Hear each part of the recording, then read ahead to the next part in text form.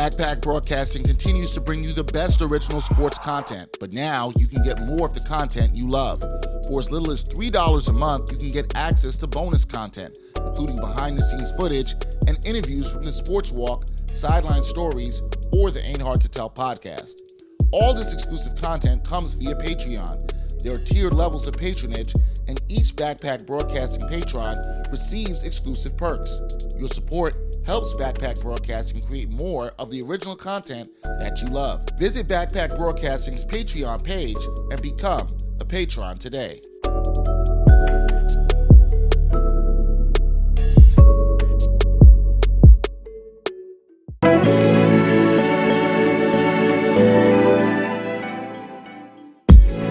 The Sports Walk is back. Watch Season 4 of Backpack Broadcasting's original, award-winning web series that brings you the opinions of real sports fans in these streets, literally in these streets. The first 3 seasons and current season with new episodes every Monday are available now on the Backpack Broadcasting YouTube channel. Check out the 2017 NYC WebFest official selection and see what other sports fans have to say on the hottest issues in sports today. It's easy, y'all. Just take the Sports Walk.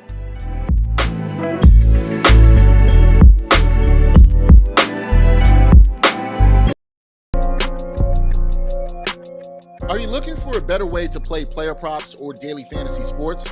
Well, look no further than Prize Picks. Prize Picks is the leading over-under daily fantasy game. Why?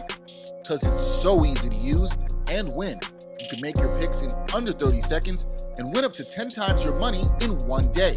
Right now, we have a special offer for our viewers and listeners of the NBA Exchange. All you got to do is sign up now and use the promo code NBAEX. Prize Picks will match your first deposit up to $100. Yep, that's right. They'll match your first deposit up to $100. So, join the over 150,000 others who found a better way to play and download the Prize Picks app today.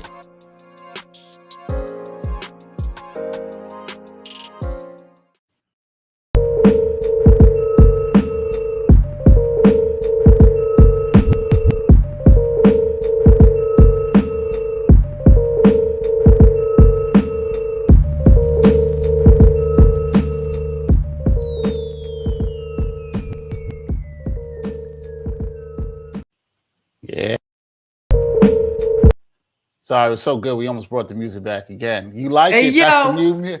Hey, yo. That little West Side Gun should be up in there.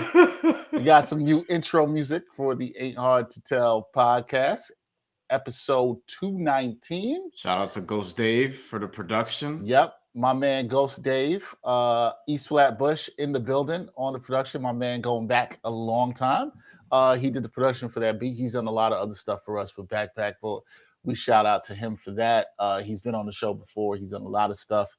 Flea Lord, Griselda Connections, all that. He's done some producing for that. So he now will have the music for our new intro for 2022. So, you know, we switch up the music. This is our third intro music we've had on the show. So, you know, we got to change it up from time to time for you guys to enjoy. But Brian and I, we are here. We decided to do this episode a little bit later in terms of, well, earlier actually in terms of how we drop it, but we decided to go live on a Tuesday because of the national championship game last night. A lot that went on this weekend. And the Raw after WrestleMania. And the Raw after WrestleMania, which I did not watch, guys. But I did watch some WrestleMania. I did watch some WrestleMania. Dan Kerr, you hear that shit? Yeah, I did watch some WrestleMania. I did see some stuff. I did not watch everything live. I was in and out. There was other stuff I was doing. There's a lot going on, you know, and that's just how it is sometimes. I have not even talked to Brian about this because I've texted him about this in days. So I'm telling him this now, but I am about halfway through this season of Top Boy. Pretty good, I might say. Pretty good, I might say. Although I am annoyed with a certain character right now. I'm annoyed with somebody, but we'll get to that. I was probably annoyed by the same person. Yeah, Pebbles. Oh yeah. Oh, there's somebody else. Your voice, your face tells me there's somebody else you're annoyed with. Don't tell me. Don't say. No, you've already seen the character. I'm sure I have, but I don't want to know who you're annoyed with. I just want to be annoyed on my own, and then I'll find out. After. Okay. It's okay. This Pebbles character is annoying me, but I feel like this where I'm at. I feel like she means well, but she needs to shut the fuck up. No, we're gonna get a top boy. I don't want to ruin nothing for somebody. There's sometimes people who act stupid, and then they get things that happen to them, and you're like, well, yeah, because it was stupid. That's just it. That's what I feel about that character. We got a lot. We got to get into that. We got national championship game last night, which was a good one. We got Coach K, got him up out of here. UNC doing what they had to do for the people. We appreciate that. New York Mets opening day is Thursday. And I'm feeling Brian and other Met fans, we were like really hyped like a month ago. Now we're like, no. We'll talk about that. Situation. We got WrestleMania. We got the Grammys messing up a category, particularly Reggae Album of the Year. I'll get to that as well, too. So a lot to talk about on this episode of the Ain't Hard to Tell podcast, but we got to start off with the national championship game, Brian. We got to start off with that. Kansas defeating North Carolina 72-69. North Carolina. I'm disappointed, but I can't be fully disappointed in them, right? Because they did it for the people. They like Ryan was texting us last night, and he's right. He's like, North Carolina already won 2 championships this year. Yep. We were being a little greedy, asked them to win 3. They've been doing it for the people. And some of you probably listening are probably like, what's Dexter talking about, doing it for the people? If you know, you know. We'll get to that later. But North Carolina, they come out a little bit slow, B. Then they have that nice, 14-0 run to end the first half. Things are looking good. They're up 15 in this game. We're thinking it's good. I'm thinking they're getting ready to erect the statue of Hubert Davis down in Chapel Hill, which they still should. Regardless of winning or not, they still should. We'll get to that later, too. But they blow it. They blow the lead. Kansas comes back. Look, this is what I'm going to say about Kansas coming back. Sometimes basketball ain't that hard, Brian. It ain't that hard. Like, they did what they needed to do, which was like feed the big man inside, get easy buckets.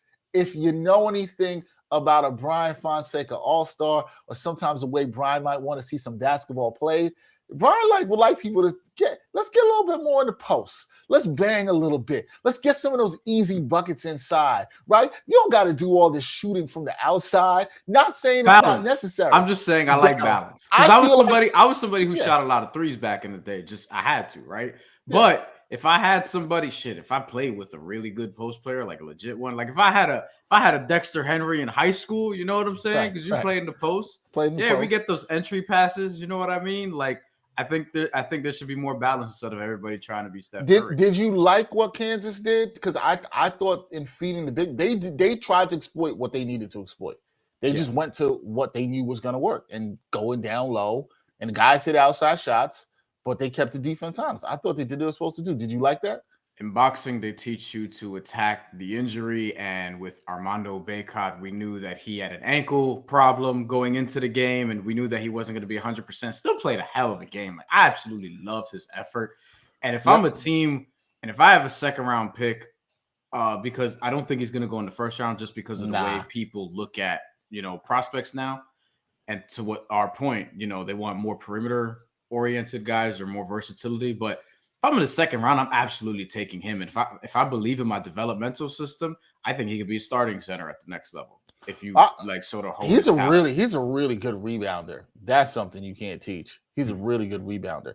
How do you feel about effort? If I'm Kansas, I'm looking to exploit the fact that he has an ankle injury, and they did that. Like, they went on a run sooner than I expected.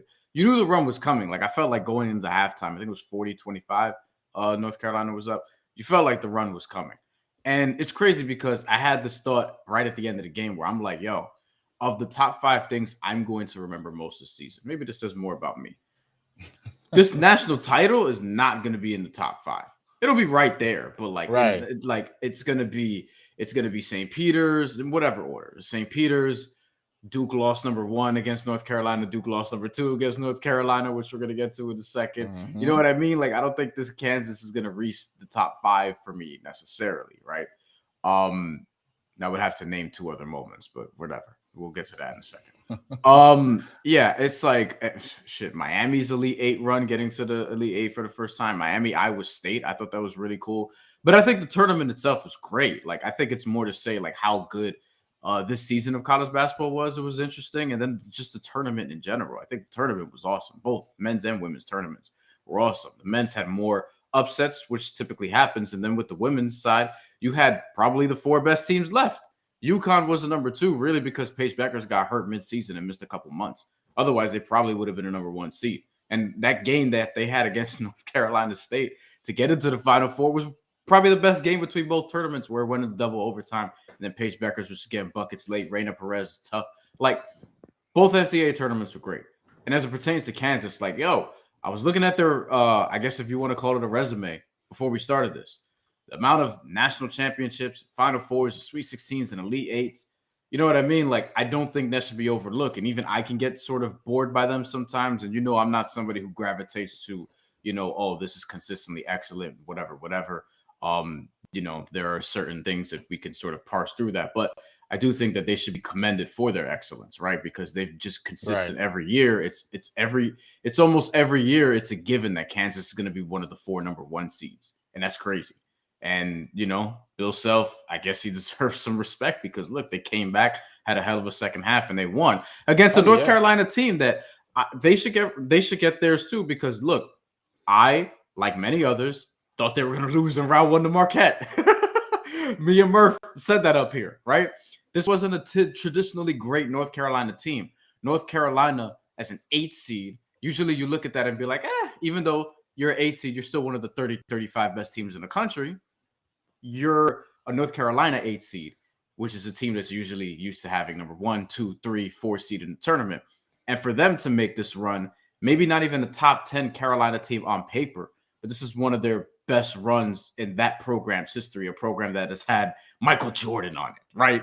So they should be commended for that too, because no one saw this coming, or at least I didn't, and many others didn't see this coming, because again, it was entirely possible that they would have lost to Marquette in round 1 if Marquette played as well as they could have. And then they barely beat Baylor because they had an epic collapse in that game as well, which is something that, we've talked about up here. Yep. Yeah, that's true. I mean, nobody saw this coming with UNC. Like, I hate to put my school on the line here. They lost to Pitt this year. Pitt this year. Pitt was not good. We're happy for the win. We were able to battle with excellence for a little bit. But they lost to Pitt this year. They're not good, but this run was absolutely fantastic. I do agree they should get credit. Kansas should get a lot of credit. Bill Self, there's been some games where he's lost a big game. He hasn't won, but he's had that team constantly as a well-oiled machine since he took over for Roy Williams when Roy Williams left to go to North Carolina. So, there's a lot of ties between the schools. It's a well-oiled machine. He had done this. It's a great comeback. I thought the kids came out with a lot of energy defensively on the Kansas side that North Carolina just didn't seem to be able to match in the second half. I thought, like I said, I think the biggest thing for me was just, going with what works here, not doing too much of what they did or didn't need to do, right? Feeding the bigs down low, attacking the rim, taking the quality open shots. The key obviously was defense. They were able to force some turnovers, get out in the break, get some easy buckets in transition. I thought that was really helpful for them. But yeah, I give a lot of credit to Bill Self and that team for responding. It was easy at down 15 at the half to mail it in. They didn't mail it in. Carolina, even when he got punched in the mouth, I think that was something we should give them credit for too. Even when they got punched in the mouth, Brian, they still, responded. This is still close. They had chances and they fumbled a couple of possessions down the stretch and some key turnovers in the final minute, but they had a chance down the end, even with, I'm forgetting the player's name who stepped out of bounds. They had a chance to tie it with a 3. But you gotta like it was a good game. It was a game of 2 major runs, and then Kansas was able to hold on. But like, salute to Kansas. I agree with you, Brian. Fantastic tournament. Also fantastic women's tournament, as you said. I think you will remember St. Peter's from this year for how they played. Brian got a lot of what he wanted in this tournament. He got a lot of the underdog loving in this tournament, right?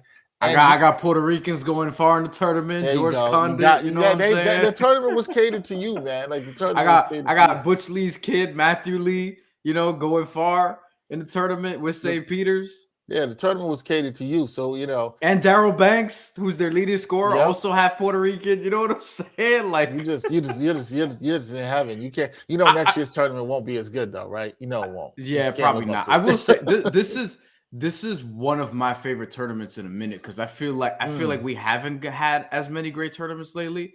But since at least 2016 Mhm.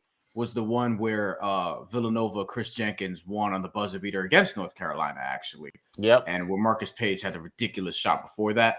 That tournament, it was a pretty epic one. Also, I think this is the best one since that. So you're talking about 6 years, basically. Unless I'm disrespecting 17, 18, or 19 totally. And last year I didn't think last year was a bad tournament. It's just, it was different. You know what I mean? Different environment, Yeah. et cetera, et cetera. And I just feel like not even because it's in a bubble or whatever, because I actually thought the NBA bubble playoffs were really good and really interesting, and we don't give that enough credit. But for college, what hurt it was there were just a lot of games cut. There were some conferences that only played conference games and weren't able to schedule regular season games. And then the entire year, it was kids getting COVID and kids testing positive and not being able to play. So I feel like that made the whole situation wonky, where I feel like this was back to, college basketball, full season, et cetera, et cetera. But this was a great tournament, both men's and women's tournaments. Awesome. Yeah, absolutely a great tournament, both men's and women's tournaments, as you said. So, you got like a national title game. Kansas defeats North Carolina 72-69. Hopefully you got to enjoy that. But before we got to the national championship game, oh man, if you are a fan of the UNC Tar Heels this season, I don't even think it matters for y'all that y'all lost. I don't think so. You know why? Because you sent Coach K home and you spoiled the Coach K retirement tour twice. Twice they did it. And I was at work. I think this was on Saturday. This was Sunday. On Sunday, I was talking to somebody who was a UNC alum. They were so happy.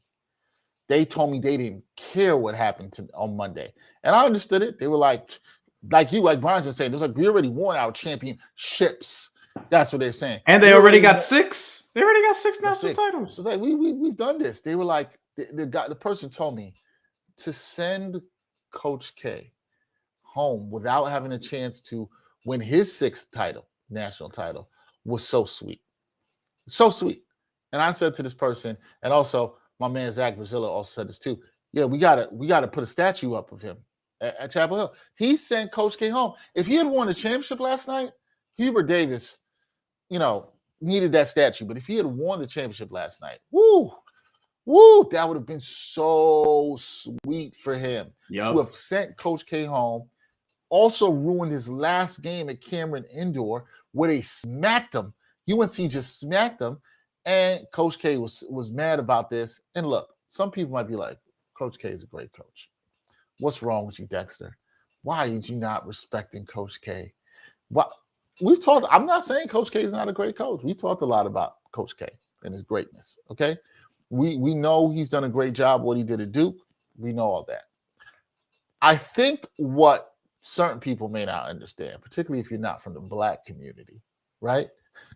And I don't want to take all the credit for this because I think a lot of us have spoken about this. We know this, we feel this way.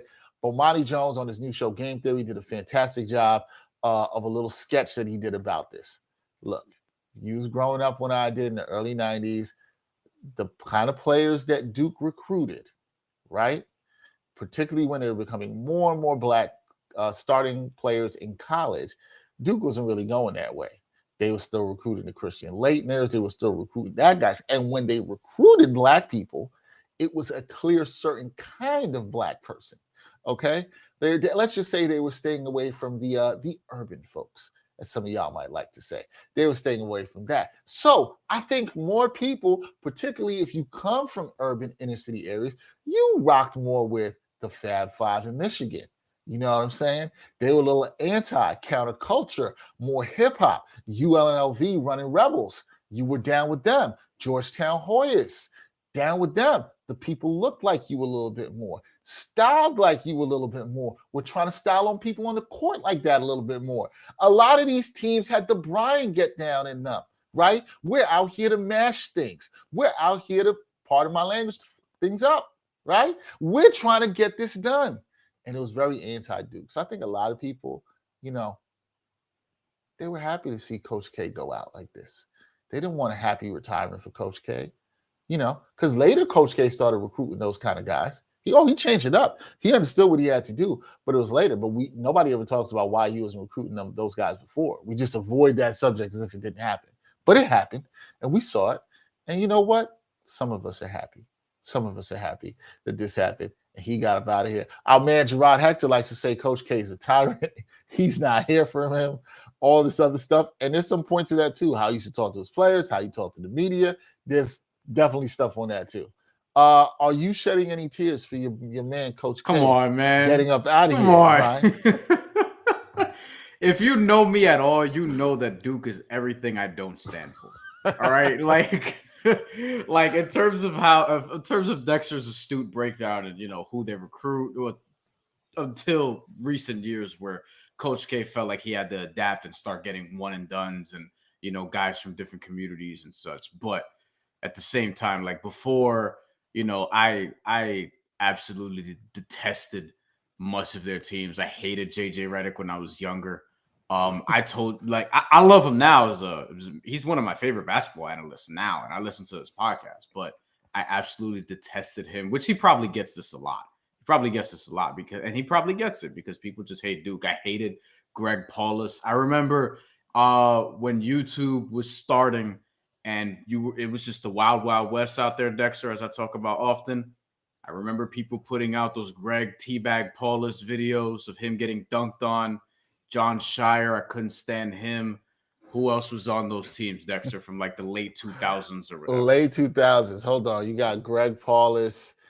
Greg Teabag Paulus. That was his name. Yes, funny. But it was a funny. Nolan Smith stint. Nolan Smith. But no, Chris Duhon was a little bit before that. Chris Duhon was actually someone I thought of. Yeah. For me, it was like, nah, I like Chris Duhon. He's fine. But the other thing that should be noted, I'm not cutting off your point. The other thing that should be noted is those teams, those teams in particular with Coach K, that's where he struggled. And those teams did not win. And those are my favorite teams. Yeah. Those are my favorite ones because they would always lose in the tournament. They would lose too early, and it'd be great. CJ McCollum and Lehigh busted their ass one year in 2012 or 13 or whatever that was. Let me pull up a roster from 08-09. Gerald Henderson was on the team. Gerald Henderson. Yeah. Miles Plumlee. Miles Plumlee. Okay, that was the start of the Plumlee run. Okay. I could not stand the Plumlees and Lance Thomas and I said Nolan Smith already. Kyle Singler, just a bunch of hateable fucking basketball players that I could not I just couldn't get down with them. So I do not like Duke. I always found myself sort of having a soft spot for North Carolina for this reason. I don't typically like the Blue Bloods. Surprise, surprise. But North Carolina always had a soft spot with them. I'd said Dexter, quite notably on one of our most recent shows. I realized that in just sitting down and thinking about it, other than RJ Barrett, I never drafted a Duke player in 2K. And that's not even something that was planned just out of instinct. I just never did it. I would see player, it'd be like Derek Brooks, NBA Live 2004, school, Duke, nope, next. I just wouldn't draft a Duke player. It was just built in me. So to see Coach K go down like this, also, by the way, we're sleeping on this. He lost the ACC Championship to Virginia Tech. That's not like an awesome Virginia Tech team, right? And they got punked that game too. But to lose to North Carolina, Virginia Tech between that. And North Carolina again. His last home game in Cameron Indoor, and then in the Final Four. I mean, Hubert Davis, just, make the statue. Make the statue for Hubert Davis now. I don't even care that he didn't get a national title. You know what I mean? Because it means so much to people, especially at Chapel Hill. I also spoke with somebody on Friday before the Final Four game Saturday who is from Chapel Hill, and they were like, man, I'm so nervous about this game. They're from it. They were like, they wouldn't even want to be in Chapel Hill for this. That's how nervous. They were like, if we can pull this off, you can tell for North Carolina folks, people who were from Chapel Hill, that game meant so much to them. To send Coach K home, it was so sweet for them, and I understand. I sent a joking message to one of the group chats I'm in. I was like, "Yo, is So Roy Williams is the problem after all, because all of a sudden, I don't think that's the case, but No, right. they were, they weren't great at the end, and Hubert Davis turned them around. To which, again, I don't even think this is a top 10 Carolina team of all time in terms of talent. No, In terms of what they no. accomplished, though, and in terms of what Amazing. they pulled it off, like, yes, they're absolutely, like, listen, this is a North Carolina team to be remembered. They deserve the 5, 10, 20-year anniversaries, get-togethers and all that stuff because of what they did. And they were a Cinderella. Look, I think only Villanova is only the other 8 seed to win a national title, right?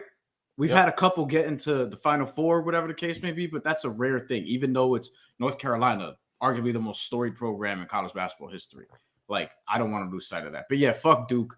Bye-bye, Coach K. I'm fine with that. I'm also still, like, given that he gone out like this, I'm not convinced that he doesn't do a Tom Brady here and decides to come back. But I hope that's not the case, because that'd be messed up. They've already named the successor, and that would be messed up. He said he's fine and he'd be fine riding off into the sunset. He should be. He got all that. Look, he pissed most of us off for 30 years. Well, I wasn't here for 30 years. I don't know if it's most of us.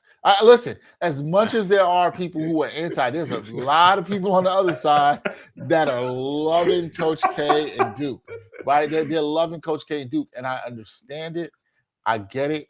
I don't have anything personally against Coach K. Like seriously, I don't have anything personally. Yeah, I'm just saying, just so people are clear, I'm just saying where it came from in the rooting against him. This is where it stems from. It seemed like a certain kind of Black player at the time could not be. I don't say seemed like it was not recruited by Duke, was not able to go to. You heard what Jalen Rose said when he thought about Grant Hill at the time of the Fat Five documentary. I don't know if I'm allowed to repeat it, but I mean, it's fine. He called it. We can say what it is. He called him Uncle Tom, right? Like that. Like, and that was only 9-10 years ago when that documentary came out. And 2011, I think. 2011, right? So 11 years ago, and he called him Uncle Tom, and there was a stigma. But I feel like Dexter. I feel like that's not. I want to be clear. That's not fair to Grant Hill. Right? But I feel like you and a lot of people that look like you who were around at the time probably looked at that and were kind of like, yo, what I took from that was I understood the emotion of the perception and why Jalen Rose felt that way. Right. Completely. I do not think Grant Hill. Not that Grant Hill is, but you can see how he got to that conclusion. Yeah, but there was a middle class to upper middle class Black folks were kind of the player that will. Grant Hill was a dope player. Let's just be clear on that. Yeah, Grant Hill was actually the first to get the Jordan comparisons. Right. One of the dopest players to come out of Duke. But he was that prototypical kind of Black guy that will go. You know what I'm saying? Middle class family, probably lived in the suburbs, maybe came into the city to ball with certain other Black kids, that kind of thing. That was it. Light skin. Yes, there were. Go look. Y'all think I'm tripping on this. Go look at who they was recruiting. Wasn't a lot of dark skinned brothers till you got to Elton Brand. Go look at that. Okay. Forgot about Elton Brand. So yeah, there was a certain kind of guy, Black guy that they had. And there's a lot of classism and racism potentially. And stereotypes around it. So yeah, this is why I think there's a certain segment of the Black community, particularly back then, particularly in the early 90s, that was like, F Duke, right? There's a lot of people that ran with the Fab Five. The Fab Five, Georgetown, even up to when Iverson got there, they represented for a segment of the Black population, because I want to talk about all Black people, segment of the Black population. They were more of the teams that resembled the youth, the hip hop movement that was coming about. Those teams looked like everything about the Fab Five. Loved the black socks, the black kicks. Loved it, man. Loved it. And I think there was a lot of people that was like, this is the counterculture alternative to Duke. That's what it was for a lot of people. And I think people still see Duke on the front of a jersey, and they still see Coach K, and they're like, oh, they didn't want me. And whether that's fair or not, I don't think we can say that Coach K is a legendary coach, man. You cannot take away what he did at Duke, especially when he came there in the 80s and turned that program around. And all the national, man, dude's a fantastic coach. Not taking anything away from Team USA, gold medal winning coach. Yeah. Nothing out of there. Are we happy to see you go? Yes. Yeah. yes, we are. Yep. All right, moving on. We're going to talk some baseball. Opening day is Thursday. I don't even know. Like when the labor stuff went off, I was happy. I'm Are you glad getting to the see show this baseball. year, by the way? I'm thinking about it. That's Thinking usually the about it. barometer of my excitement for the upcoming baseball season is whether or not I'm going to get the show. Because it's not at the level where 2K, I'm getting it every year. But I have so many things to play, and I'm trying to play, and I'm like, man, I want to add another sports game. And I've actually really enjoyed 2K on the PS5, despite some of its limitations, which we talked about before. understood. But yeah, maybe I might get the show. Would like to see what a baseball sim could do on the PS5. But the New York Mets, look, like I said at the top of the show, we had all the hype this year. I think the Mets had a pretty good offseason, even though it was disjointed with the lockout. But right, man, Mets fans, we don't have too many years, let's put it like this, where we come in and we got some expectations, right? Like these years don't come about only but so much. What are you More gonna than we say? think, No, though. you're gonna say. More than we think. I Okay, will go say ahead. that. Yeah. I say more than we think because, like, well, a little bit of a younger Met fan, right? But my first baseball watching memories were like in 98 when I was 4. And that's when they started getting good. And then 99, 2000, they went on a run. 2000, they weren't bad. They had some expectations, but they weren't as good. And then it didn't come around until that 06-08 run, which is one of my favorites, even though there's reasons for that not to be the case.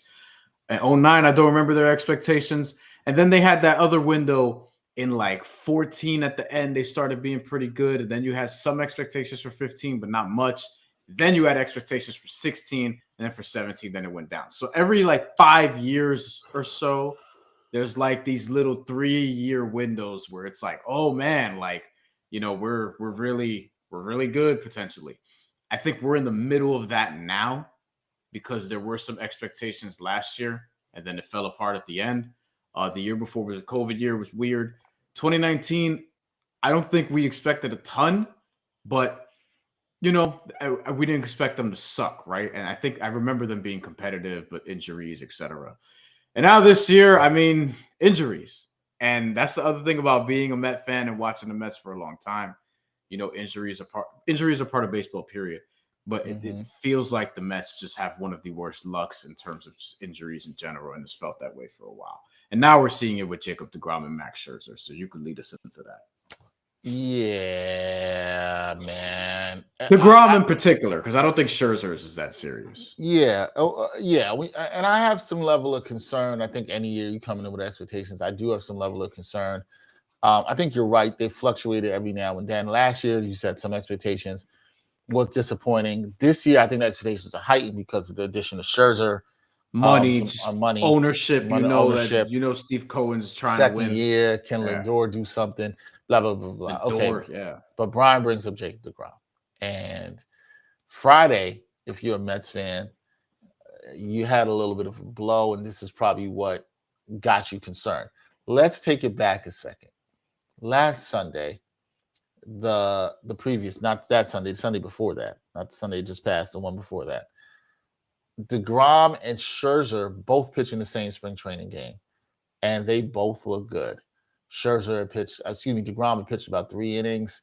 I think he gave 1 run, looked pretty dominant, struck out 5. Scherzer went a little longer, did about 6 innings, was really dominant. Both guys look good. Just like, okay, deGrom's ramping up, coming up back off of his surgery. The injury he had last year, he's looking pretty good. He'll probably get up to 5-6 innings by opening day. Fine. Then you find out he's got inflammation in the shoulder.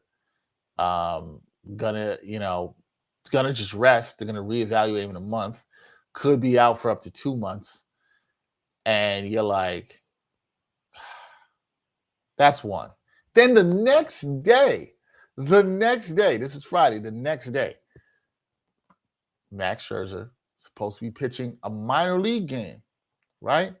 And then you get word from the Mets, he can't pitch in the minor league game because of a hamstring issue that already had been noted early in the week, but it was thought by many people to not be that serious. It's like, okay, this is just kind of whatever. He'll work through it, but he's pulled out. He said he didn't know about it. It was going to be day to day. And I'm like,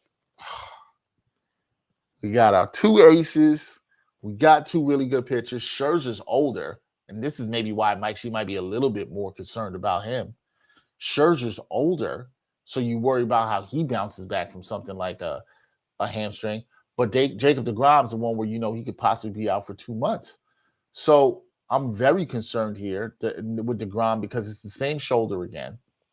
He hasn't been able to get really the reps that he needs in the innings. He got up to 3 innings. He was looking pretty good. And now this is a setback. He spoke on Sunday about how disappointed he was with the injury. But if they don't have deGrom for a period of time, Brian, if Scherzer misses any time, he doesn't start opening day. And I'm not like really big into like, oh my God, who has to start opening day? I don't care about that the way some of y'all do. I just don't care that much. But if he's got to miss time, it's really, and I think even with deGrom out, it's really on the offense this year. It has to get off to a good start. You got a lot of guys going to be pressure on to produce. Lindor's got to produce, right? Alonso, you want to see some stuff out of. Escobar, new addition. You like to see who's having a very good spring training. Very good spring, and I don't put too much stock into that too sometimes. Yeah. Starling Marte. James McCann. Yeah.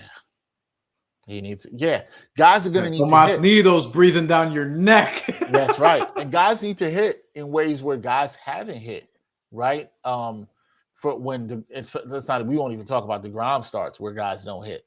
But there's a lot of pressure on the offense. And I think there's a lot of pressure on this Mets team.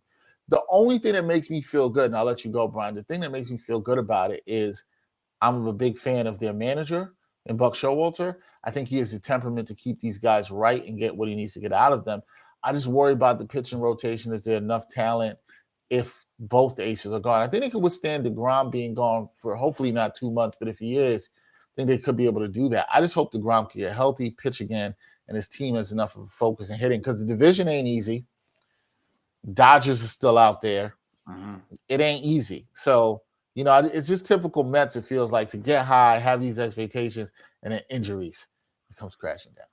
Yeah, I mean, with Jacob deGrom pitched 15 games last year, 15 starts. That was really when the injuries started because before that, it was 12 starts in 2020, but that was the COVID season. You know what I mean? There weren't any major injuries worth noting there. And before that, it was 32, 32, 31. Like, it wasn't a big issue until now.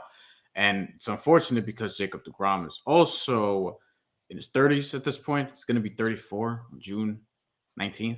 So 108 ERA last year, though. So when he pitches, he's better than pretty much anybody pitching or wearing a baseball uniform on the planet. And they have Max Scherzer there, who I'm not as concerned about. It sounds like he may miss ace starts, but I'm not too worried about. I mean, the age concerns me, yes. But in terms of this particular injury, I'm not too concerned about that. With deGrom, I'm just conditioned to where they say expect him to miss at least a month. I'm already in my head like, all right, so we'll see him after the All-Star break, just as a Met fan. That's kind of what you're trying to do. And in looking so, I'm going to pull this up here from our boy, Nick Pollock at pitcherlist.com, who they have the Mets rotation. deGrom, Scherzer, Chris Bassett third. How do you feel about Chris Bassett, Dex? He's all right.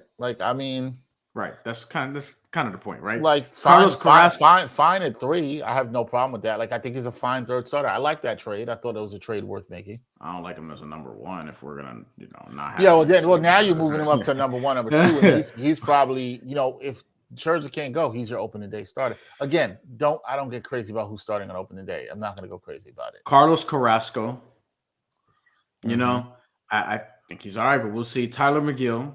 My dad likes Tyler McGill. He has some hopes for him. He likes him more than David Peterson, which, kind of in the same boat right now. I'm kind of wait and see. Yeah. Yeah. Taiwan Walker, who I still like. He collapsed at the end of last year. Started off last season really good. I like that sign. I give him a pass because it was his first full season in 3 years because he's been injured and he lost gas at the end. It kind of he hit a wall. It happens. Don't want it to happen again this year. Hopefully he can make it through healthy because he was a big part of that. He was all-star last year, right? So Taiwan Walker, who I think should probably be opening day starter maybe. But Taiwan Walker's there. And I mentioned David Peterson. I mean, he should get a look here, you would think. And if he's going to be something, what I didn't like was the rumored trade, which we should talk about a little bit. Dom Smith to the Padres for Eric Hosmer, Chris Paddock, and I'm already forgetting the other person. I think it was a reliever. It was a reliever from the Padres. His name escaped me. He was probably the best part of the deal, but that's which is crazy because Chris Paddock looked phenomenal in 2019. Like he looked like he was going to be a star. Yeah. But I got to say this about that, and I got to shout out to my man Victor because he's the one who told me this. He came up and he was like, "Yo, when you read about Chris Paddock, you start hearing all these buzzwords. That's like great potential." Strong arm, just needs to put it all together. And my man Victor was like, you know what that sounds like? Oliver Perez. And I was like, yep. Yo, yeah, it does. It sounds like Oliver Perez 2.0. And here's the thing, I used to root for Oli Perez. We know he had the good stuff. Needed to work on the control, all that stuff. He was still pitching like a year or two ago. He just retired this offseason. Just retired, I believe. Yeah. Just retired. So shout out to him. He didn't put it all together, but he put enough together to play. He put enough together to earn some money and feed his family. That's fine with me. Yeah. I listen, that trade, and I didn't talk to you about this trade, but I don't think we did. Maybe you brought up the group chat. Every Met fan I knew was like, nah, son, we out on this. No. Like, nah. And Met fans love Dom Smith. Like, that's what it is, too. It's for good reason. Like, he seems, by all accounts, a lot of people just love his personality, et cetera, et cetera. Every time they mic him up, I get excited because I know that it's going to be actually entertaining.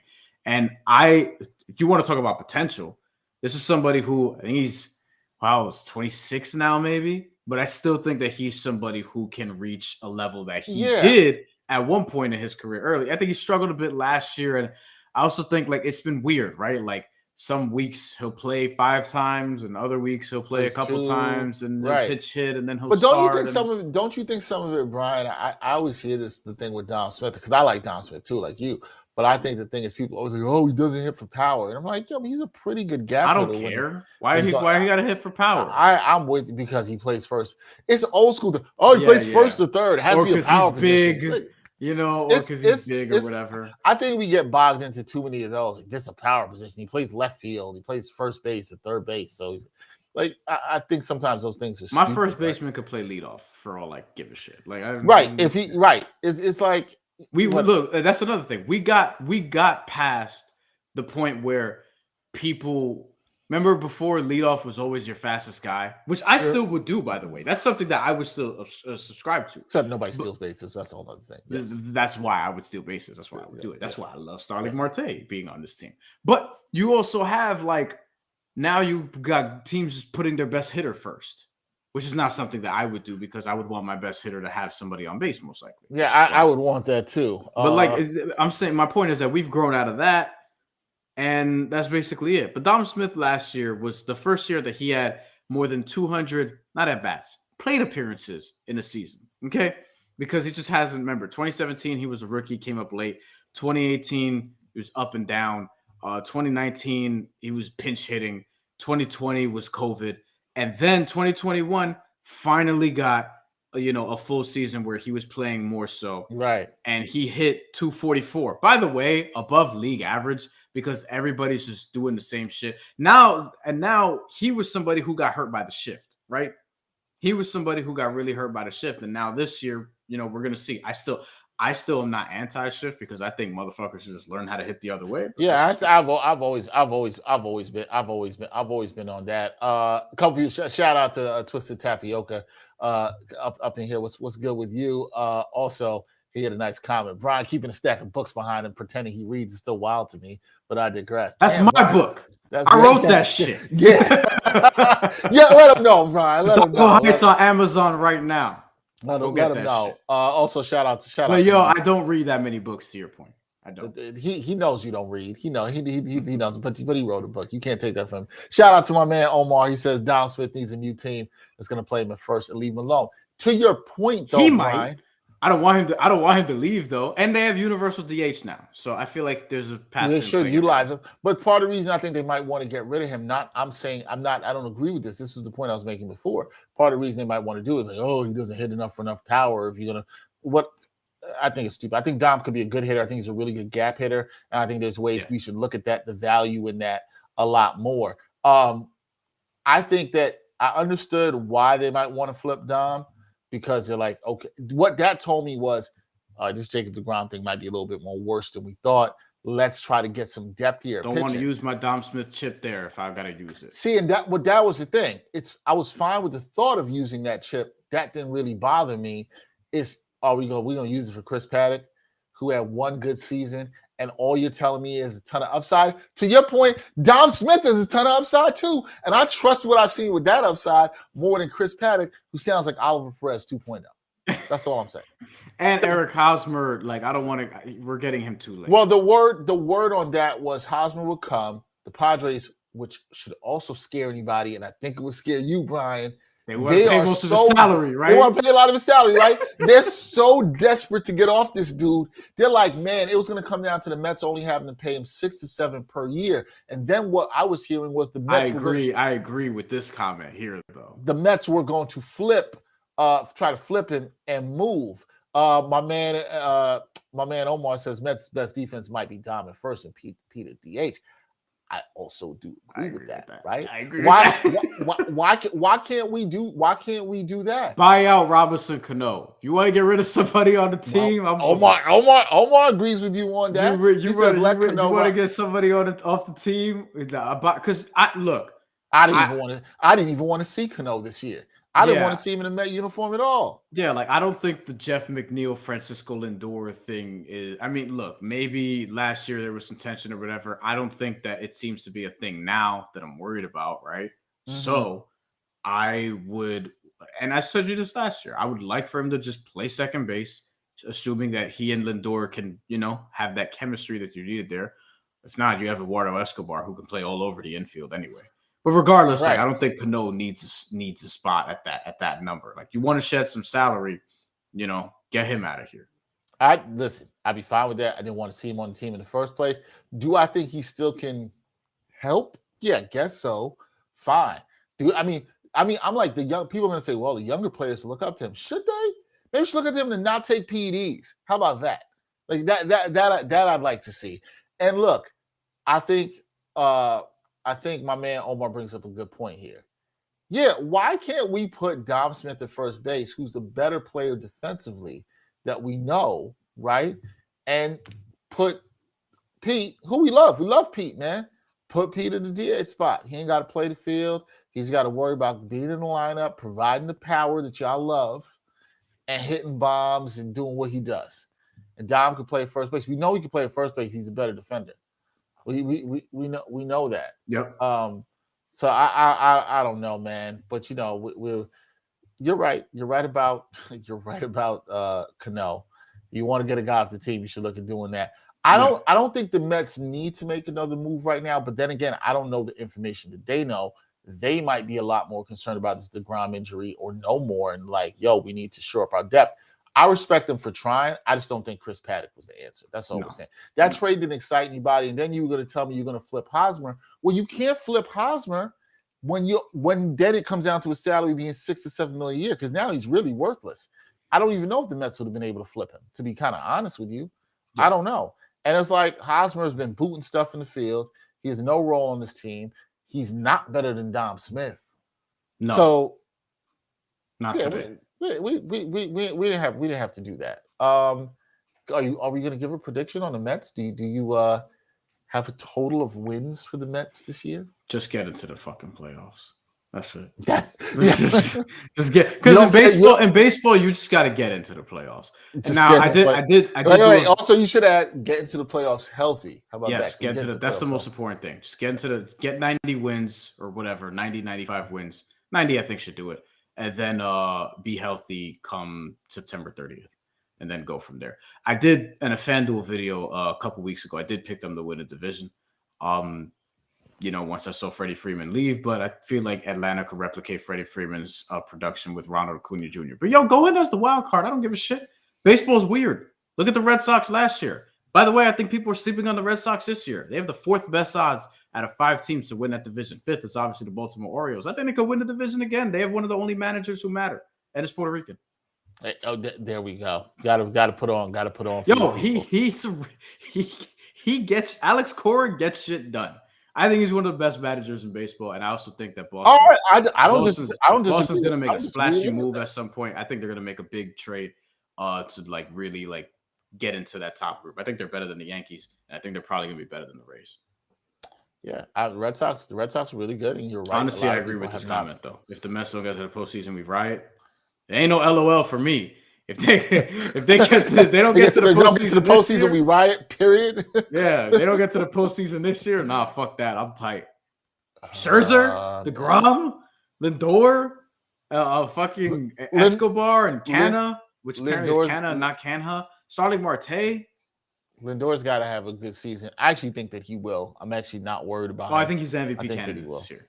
I think Juan Soto wins it. I hope so. MVP candidate this year. I hope so. Somebody actually questioned me the other day, asked, "Do I think Lindor is that good? And should the Mets have traded for him?" I was like, "Yes." What's wrong with you? Somebody who actually thinks that Rosario will end up being a better player than him. No. Yeah, I don't think so. Twisted Topeka had a question. Do we get any degenerate future bets? I lay down knowing nothing about baseball. Look, I threw down some dollars on the Mets to win the World Series. And this is months ago, too. This was after the Scherzer sign. Vladdy Guerrero Jr. MVP. There you go. I like that one. That's the one that I've been thinking about in my head, potentially putting money on. I like Vladimir Guerrero Jr. MVP, and then Juan Soto in the National League, I think, is going to get a lot of love for this year.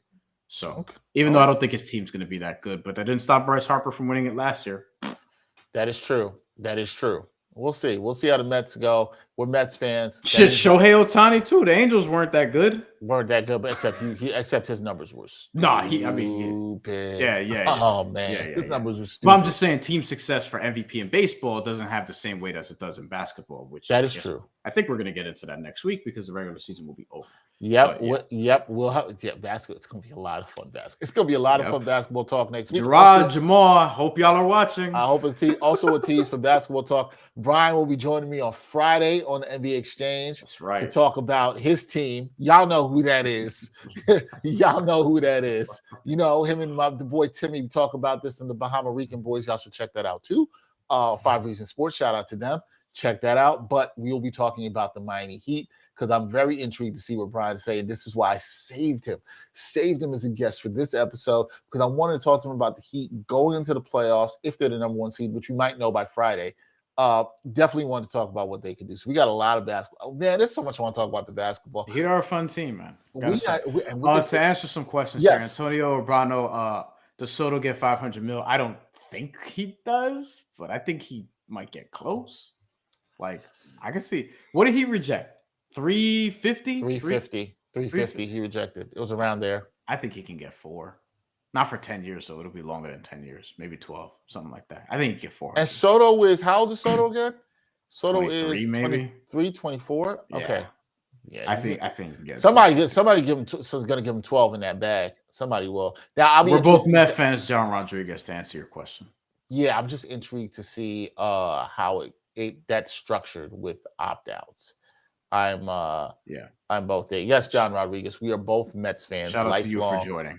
Long suffering. Thanks for watching. We appreciate that. Twisted Topics. Yes, you know what time it'll be on Friday. # Heat Culture. That just might be the name of the episode. # Heat Culture. That's all it is. I wish Brian would come on the show with a shirt that just said that. Like, I'm not. You don't have any Heat gear? No, I'm not. Yo, I'm not like actually a fan of the team. Whatever. You know what I mean? I love watching them. Ignore that. There are some. I will say this: there are some very, very good that I work with at 5 Reasons Sports. Some very good content creators who make entertaining content surrounding the Heat or whatever the case may be. But I am not like the people who watch our stuff where they're like living and dying with games and shit like that. Like I just enjoy watching the team or whatever. They've been one of my top 5 favorite teams to watch probably throughout the course of my I would say 5 years of my career. Yeah, I'd say last 4 or 5 years for you. You've been on it. I think if people don't know a lot of the way the team plays, which as a culture I respect. I also want to say that I laugh and joke about this, but I have a lot of respect for the Heat. In terms of things that I identify with. Oh, yes. And they're always ready for violence, except for, when they came to the Knicks and they were punks. PJ Brown trying to flip over Charlie Ward. That's a whole nother story that we don't have to get into here. Okay. I can't believe I'm saying this on an episode again. Yeah. For the second week 2 in straight a row. weeks. Like, I can't even believe I'm saying this. My man, Bryan Fonseca, he made me do this, y'all. He made me do it. I blame him. I blame Dan Serafin. I blame Kurt Semder. I blame all of you out there. All of you. Because you know what you did. They were like, Dexter, why aren't you watching the wrestling? You got to watch more wrestling. You're not doing it. You're not respecting the sport. Now, they didn't really sound like that, but you know what I'm saying. So anyway, we had a great, check out our last episode. We had a great discussion about wrestling. It was a fantastic discussion with my guys, Dan Serafin and Kurt Semder. Bryan, of course, was leading the way with all his extensive wrestling knowledge, which he is. Bryan has a very extensive knowledge in combat sports. Please put some respect on the man's name. He knows what he's talking about when it comes to combat sports. So I will say this. I tuned in to a little bit of the WrestleMania 38. Okay. A lot of y'all thought I wasn't going to do it. You thought I was just going to be out here clowning the wrestling community. I said, no, I'm not going to do that. We're going to, going to look at some things, be objective. Now, I didn't get to watch a lot of this with my daughter, which Bryan had asked. It just didn't happen. She fell asleep. It didn't work out that way. But I'm going to try to start watching some of these highlights with her, particularly showing her Bianca Belair, which I will now say I'm a fan of. Okay. Yes. I'm a fan. I like what the young lady is doing. I respect her whipping people with her hair. Particularly how some people used to whip us. That is not that bad to see. But I watched some of this and I found some of the stuff entertaining. There was a lot of stuff we had talked about last week. Bryan and I did Stone Cold was coming back. That was nice to see. I like this tag team group, the Usos. I didn't see them until the Monday after Bryan and I recorded the last episode, the last Raw. I watched it to do some pre-WrestleMania 38 homework. Yes, people, I actually did some homework. And I was like, okay, I can get down with this. And that was fine. What else did I like from this? Let me think about it, Bryan. Cody Rhodes. Oh, Cody Rhodes. The return of Cody Rhodes back, and then he was on Raw last night, right? Okay. Yes. So I saw all this. There was some good stuff. One of the things I want to say before we let Bryan take this over, because it's really his thing. But one of the things I will say is, one, wrestling, WWE particularly, we're talking about particularly, the production value and what they do is dope, man. Like they got the pyrotechnics going on, the screens, AT&T Arena, like in terms of just presentation, right? Like it's just on par with like things you'll see at the Super Bowl, even if you've seen these things in person, or NBA All-Star Game and those kinds of things. Like the presentation's there. They got the people hyped up. The wrestling fans there are hyped up. I can only imagine what Bryan looked like watching this game at home. These matches, I should say, at home. I can only imagine what that was like. But I can see why the people get hyped up. I can. Secondly, the level of technique, which is something Bryan and I have talked about in terms of wrestling, and I don't think I was privy to understanding that until a story that Bryan and I still have yet to put out, but we worked with a wrestler. We will get out there someday, and saw some of the technique and stuff they use. You can see this sometimes. I know it's fake. I know I've clowned that a lot of stuff is fake, and some of it is hilarious because we know it's fake. But some of the moves that some people do, it's like, man, that was really difficult. If they didn't do this the right way or something didn't go the right way, somebody definitely could have been hurt. So there's impressive stuff I saw in that. But I think the standouts for me was Bianca Belair defeating Becky Lynch. That was a very entertaining match. I saw the Usos. And what's the group with my brothers out there? It's the Street Profits. Street Profits. Street Profits out here whooping people's asses. Montez Ford and Angelo Dawkins. Yeah. I like their get down too. They're solo cups coming out of the sky. they're entertaining. Roman Reigns obviously doing his thing that he does. And can we start there with this? I have a question on him.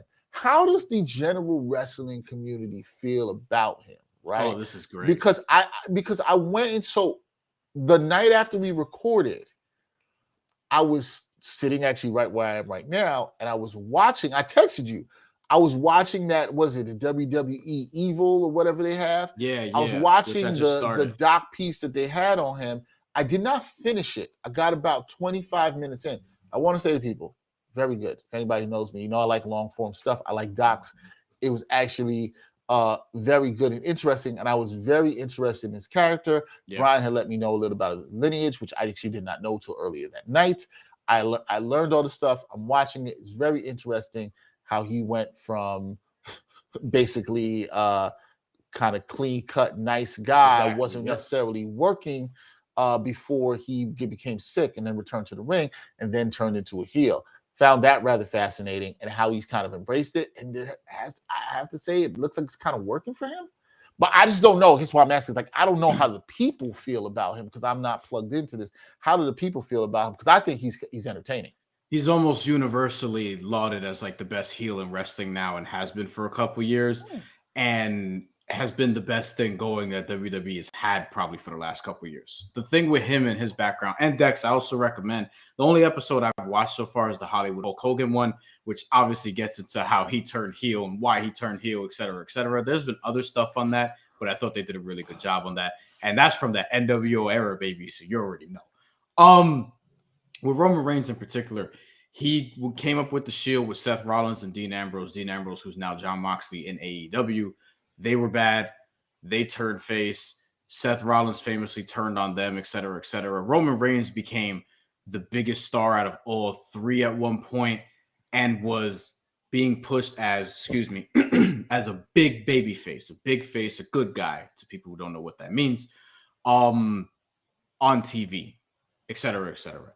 And for a long time, sort of like what happened with John Cena at some point, except John Cena never turned heel, was people were clamoring for Roman Reigns to turn heel because it got stale as a baby face. And, you know, it was like, all right, like this is boring. It's the same old shit, whatever. Because after a while, when somebody is a hero and that kind of hero for a while, it gets tiresome. It happened to Shawn Michaels in the 1990s and it happened to John Cena in the 2000s. So, and it happened to Batista in the 2000s and it happened to Rey Mysterio in the 2000s. Like, that's just sort of what happens, like with certain guys, right? Roman Reigns was in that category. He beat leukemia. Whoa. Came back. I'm sorry. I did not know my man Omar was down with the wrestling. I did not know this. You heard the term X-Pac heat, if people don't know where that comes from, is X-Pac became really boring famously in the early 2000s to where he had X-Pac heat to where people would like just X-Pac sucks chants or whatever. Yeah. Because he was being a good healer, he was just boring. Like that's really what it was. People got tired of him. So Roman Reigns got that, but way worse because he was a main eventer. So they finally turned him heel, and then he went on a tear, and now he's super egotistical, and doing all the heel shit. Has his group, has Paul Heyman, arguably the best manager ever. Has the Usos, who are legitimately family members of his, and they all grew up together. I found that out through watching that. I found that out. I did not know that. I was like, okay. Yeah. So they're Rikishi's kids, and he's Rikishi's nephew, et cetera, et cetera. The Rock's cousin, all this shit. All this stuff, right. So now the setup that people believe is going to happen is now that Roman Reigns is still champion after beating Brock Lesnar from WrestleMania, is that he's going to face The Rock at WrestleMania 39 in Los Angeles, Hollywood. I don't know if he's going to be champion by then because The Rock and Roman Reigns don't need a championship to make that interesting at all. You just need a fight. You just need The Rock and Roman Reigns, right? Like that's the thing about it. Like, so, and the match with Brock Lesnar wasn't great, but people think that Roman Reigns, there hasn't been like a report on this yet, but people think Roman Reigns or Brock Lesnar may have gotten hurt, so they cut the match short. I thought it was cut short because The Rock was going to come out and confront them, but that didn't end up happening. But otherwise, I thought this was the best WrestleMania in at least 3 years. Okay. 3 years ago was famously Kofi Mania, where Kofi Kingston won a WWE title. And then all the videos of, black people gathered around crying, emotional at Kofi Kingston winning the title, which I hope that he can get back at some point because he's so good and has been for years. This has been the best one since at least that. Last year was pretty emotional because you had two black women wrestling for the WWE women's title in Sasha Banks and Bianca Belair. Then Bianca Belair goes out and makes history again. She's a fucking superstar. To me, the best match of the entire pay-per-view was Seth Rollins versus Cody Rhodes. Cody Rhodes had one of the loudest pops of the night, had an epic return to WWE from AEW after his contract came out, and he had a promo that I do recommend people watching from that started Raw about how emotional this was. and also did an interview with David Shoemaker on The Ringer that I found interesting. That was right after WrestleMania. So some good reporting to David on there. Shout out to him. Best matches of the night, though, for me were Cody Seth won. Which I didn't get to see live, but okay, yes, go ahead. That's the best one, I think. I actually put Stone Cold and Kevin Owens number 2. I got to see that, and then Bianca Belair and Becky Lynch at number 3. But look, and that was great, even though like I know the Reddit streets are probably going crazy because Becky Lynch's ass was out the entire match. But anyway, Stone Cold Steve Austin coming back and doing that. I just want to say this, and then I'm gonna get off it.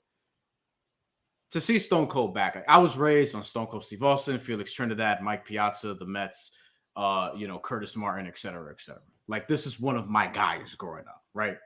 And to see him come back after 19 years away and to have one of the best matches of the night, not because we were going crazy for Stone Cold Steve Austin, whatever the case may be, but a typical Stone Cold match is, it's simple, but it's not really that complicated or whatever in terms of the moves. And I think wrestling, especially if you watch AEW, it can be too spotty. The moves can be too complicated.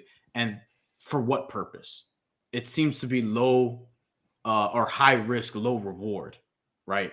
Where you're doing spots and jumping off the turnbuckle and colliding into each other and doing 630 splashes and all these moonsaults for no reason, etc. Like, things need to have a purpose. That's why the Attitude Era was great, because while the wrestling wasn't awesome, you felt a lot. You felt a lot of things. And Stone Cold is good as anybody ever at making you feel shit. And that dude took bumps, took a suplex onto the concrete at one point from Kevin Owens, and made people feel something the entire match, because he can work a crowd as good as anybody ever to ever do it, and show that then. And the fact that they made a no-holds barred made a lot of sense, so that he didn't have to go into his gear, which, at almost 60, I don't know if that would have been appropriate, right? Because he obviously doesn't want to wrestle anymore to that point, right?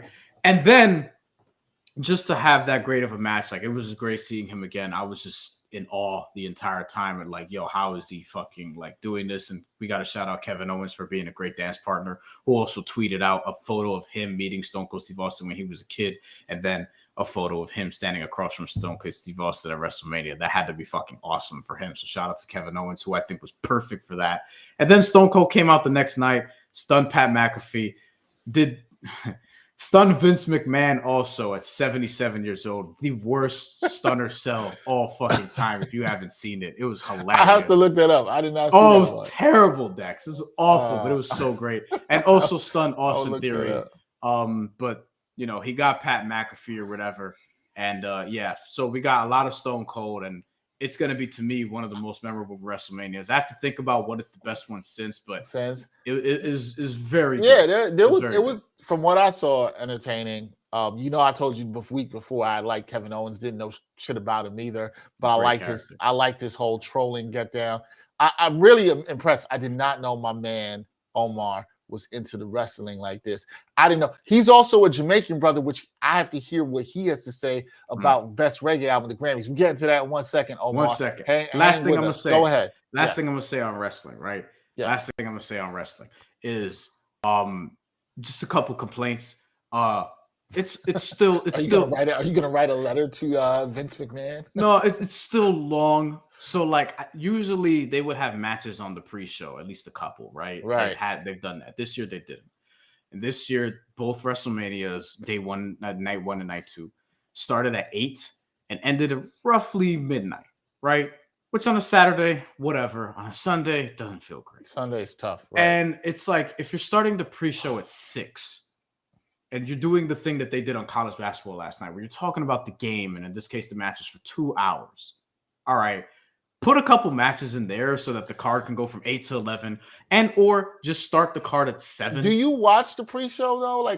No, not really. Okay, I didn't think so, but okay. I don't need to, because the promo packages they show there, they're going to show during WrestleMania before each match, and the stuff that they say and talk about, I don't need to hear analysis. You know what I mean? I kind of feel like that about every sport. So what you're saying is like, I slap. That's that what I'm football, saying. If I don't need it for Kansas versus North Carolina National Championship, I damn sure. Why do I need it for the New Day against Sheamus?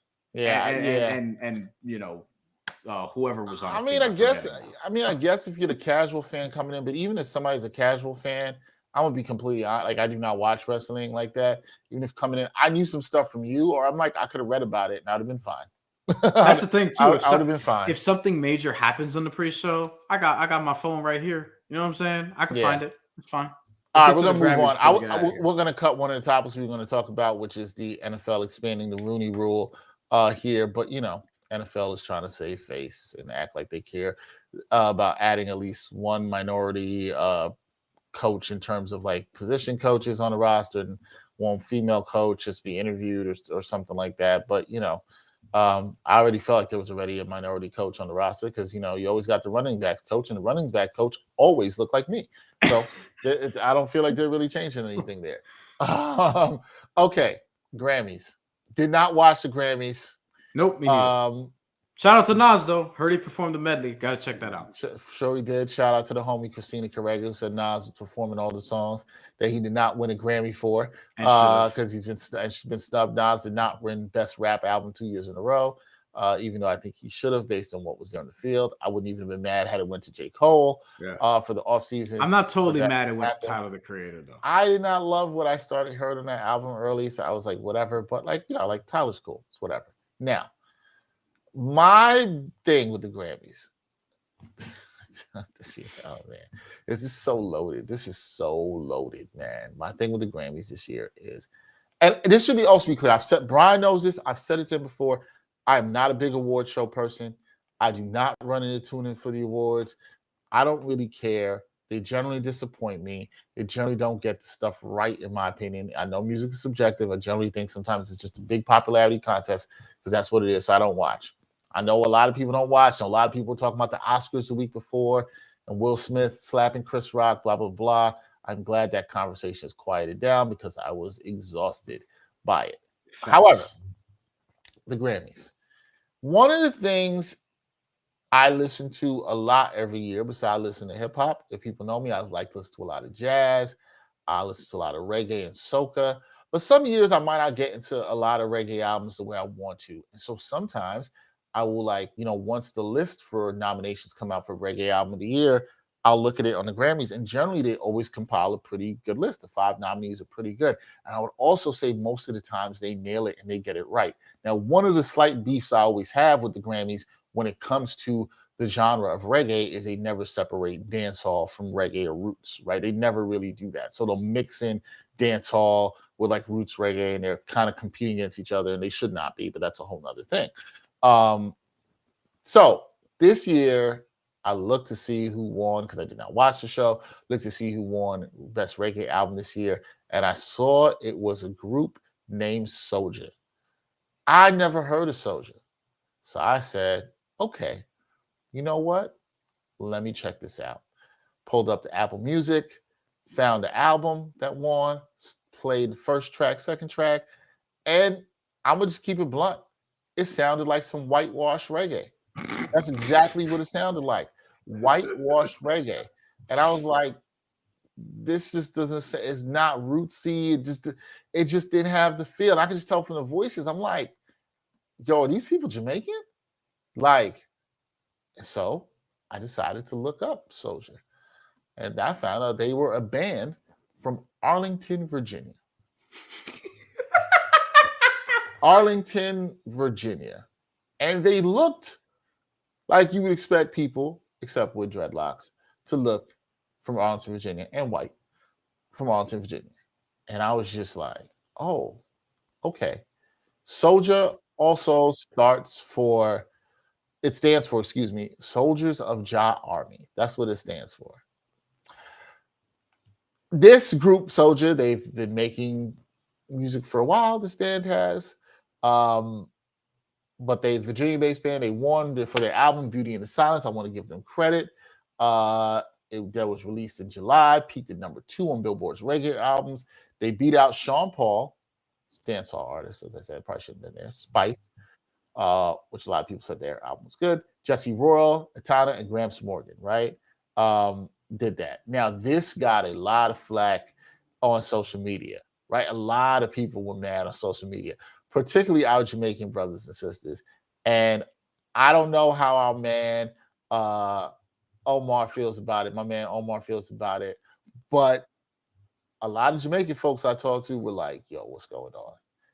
Like, we already know, talk about Oscars so white, and reggae is the music of the Jamaican culture. It is known from Jamaican people. And now you got this band from Arlington, Virginia winning it. And I'm not saying they can't win it, people. I'm not saying that. But from what I heard, and I'm somebody who listens to a lot of reggae, nah, man, it wasn't hitting. It wasn't hitting. And I see y'all got jokes in the chat. I see y'all got the jokes. Arlington, Virginia, well-known reggae mecca. Yes, that's where everybody goes. Everybody goes to feel irie. I hear you. All right. They call Arlington Kingston North. y'all do too much, right? Like, but B, and here's the thing, because you get into this whole thing with, is this cultural appropriation? And I'm not even trying to go that deep, but I could understand why the Jamaican brothers and sisters feel a kind of way about this, particularly when, at least from my ears, from what I heard, and I didn't listen to all the other albums, it ain't sound like that, right? Like it wasn't hitting like that. I'm looking at some tweets people had, and this person I think makes a great point. This was somebody named @NewTiffany. If the majority of Jamaicans across the world are unaware of your existence, you should not be winning a Grammy for Best Reggae Album. Sorry, not sorry. Yeah, I talked with other people in Jamaican, and they had no idea who this reggae band was. They never heard of them ever. If so, to your point, if somebody wins Best Salsa Album and Puerto Ricans and Dominicans, like, we ain't hear y'all, you know what I mean? Like, hey, dog, like, I don't think that would make a lot of sense. You want me to read the members of this group, Soulja? Because I found their names on Wikipedia, on the wiki. As Bomani. I guarantee you none of their names end with a TON. Sorry, my Jamaican brothers and sisters, but we know y'all do that sometimes. Go ahead. Jacob Hemphill, Bob Jefferson, Ryan Birdie, Ken Brownwell, Patrick O'Shea, Hellman Escorcia, Rafael Rodriguez. One of your people are from there too. Wait till we find out he's Puerto Rican. Wait till we find out that he's Puerto Rican. In Virginia, I don't know. I do have family in Virginia though. Yeah, but I don't really talk to them, so that don't count. Yeah, he's probably your cousin. Trevor Young is the last person here. Apparently, they were formed in 1997. Yeah, they've been doing a thing for a while. Here's my thing. And I want people to be clear on what I'm saying. People, because then we got to go. People love reggae music. People can make whatever music they want. There's no exclusionary to music. I do think the point the young lady made on Twitter is the point I make about the Grammys.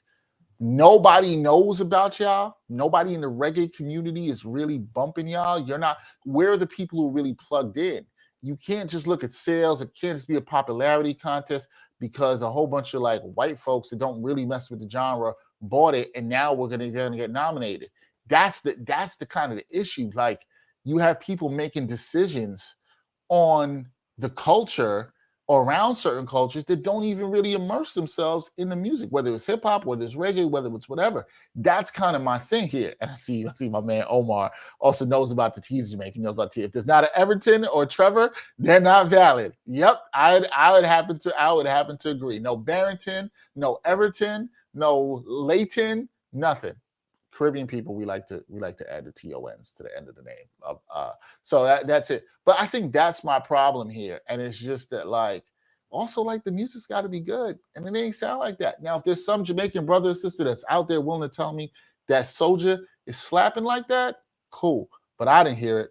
And no, this is just typical for the Grammys. This is typical for the Grammys. Not connected with certain cultures. Who's making the decisions on Best Latin Album? Like, do we have people that actually listen to the music and really just invested in that music in the room making the decision for the nominations? No, because we know the people that run the Grammys is old and white, and they're not really trying to do anything like that. And that's why I don't really watch. Is this? I'm just saying this because we've talked a lot about hip hop, but this happens even outside of hip hop. And people who are not connected to culture or immersed or invested in the culture, it has nothing to do with Soulja being white, right? It doesn't even have to do with that.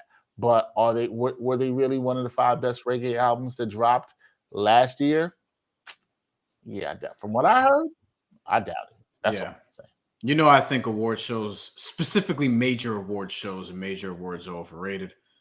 We know that in this industry, no disrespect to people who have won Emmys and things of that nature, but like if you work at a big company, you'll get Emmy nominated because they nominate whoever is doing stuff at their big company. Oh yeah, right? yeah, Like yeah. that's just kind of how, like it's basically to say like everything is sort of a politicized game of like not not totally merit based. It's popularity contests, or it's just, you know, you can buy your way into the Grammys by just having a great connection with the board or great connection through your label. And that like that's a lot of how major award shows work.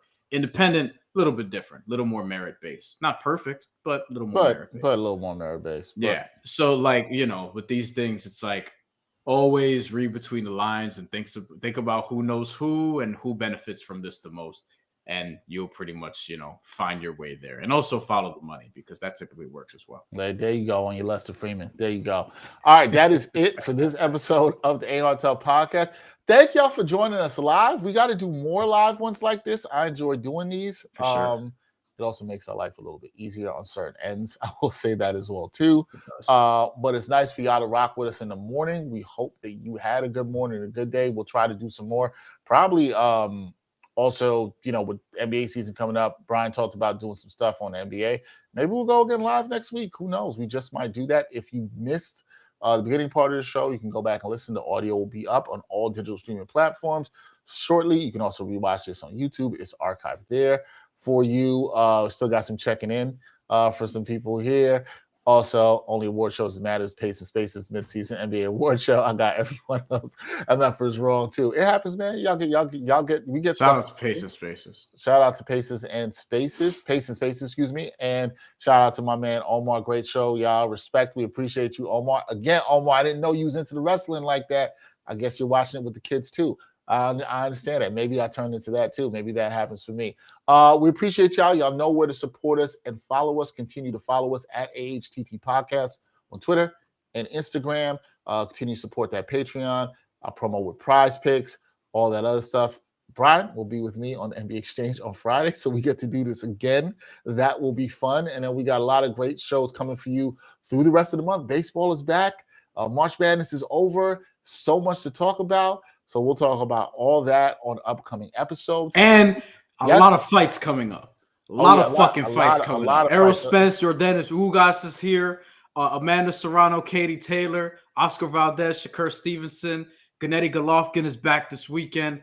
Tyson Fury, Dillian White, Canelo Alvarez. See how I just rattled all them off? It's all within the next month. You're in heaven. All this violence. Oh my God. So much. And then you got UFC this weekend. Alexander Volkanovski's fighting Peter Yan, Korean Zombie, Aljamain Sterling. Man, people are going to be fucking each other up, and I'm going to be watching and talking. All this violence, it can only mean great energy for Brian here on the Untitled podcast. That's the way I look at it positively. That's the only way I can look at it for sure. All right, he's Bryan Fonseca. I'm Dexter Henry. Until next time, y'all. Peace.